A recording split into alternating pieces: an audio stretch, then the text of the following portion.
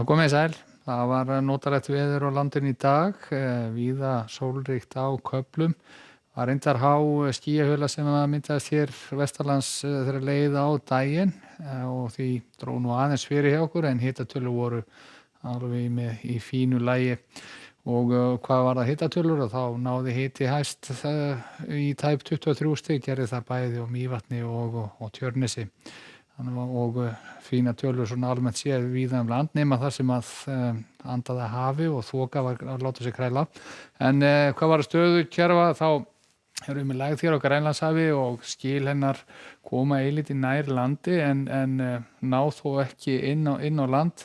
Verður svona heldur ákveðnari suðaustanátt hjá okkur á morgun allavega hér allra vestast á landinu en að öðru leyti ætti vindur að vera að mestu leyti hægur og það sem þessi suðaustanátt gerir, hún mun nú færa okkur ef eitthvað eilítið hlýrri loftmassa, hlýra loft hér suður í hafi, við getum séð loftmassan vera hlýna svona 2-3 gráður til morguns.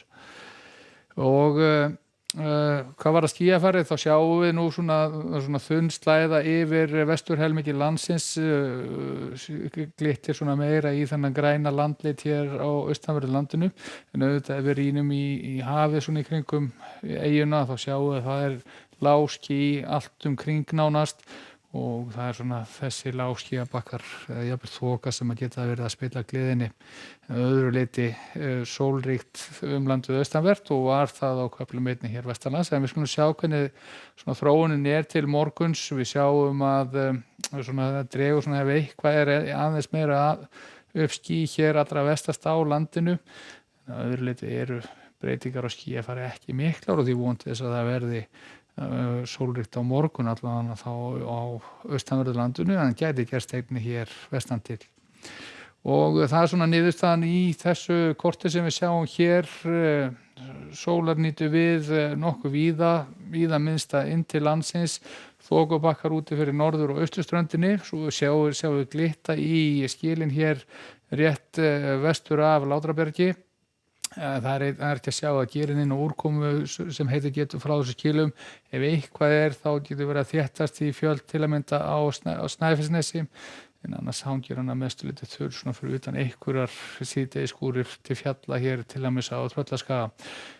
Reikna með hiti fari 23-4 stig það sem best lætur og það verður á svipuðum slóðum og í dag í innsveitum norðaustanlands en í framhaldinu síðan að þá sjáum við að á þriðjudaginn að þá erum við með svona lægðadrag inn á landið, vindur svona snýst réttselist í kringu landið, hlýtt og bjart víða land og hiti geti auðvitað að fara yfir 20 stig bæði á suðvesturhorninu sem og á norðausturhorninu. En við sjáum til að mynda hitatölum við Húnaflóa, þar eru spár að gera ráð fyrir þokubökkum og þá fellur hiti fljótt niður í eitthvað nærri 10 stigum. Og þokubakkarnir getur einnig verið að finna hér úti við austurströndina. Á miðvikudaginn er veður mjög svo svipað eins og við sjáum litlar breytingar hvað varðar vindafar og hitafar og skýjafar líka og á fimmtudaginn þá sjáum við þetta allt á svipuðum nótum. Hitatölur svona það sem best lætur verða eða yfir 20 stig og svona þegar líður á vikunum þá gerist það frekar þá á Norðurlandi heldur en á sunnanverðu landinu.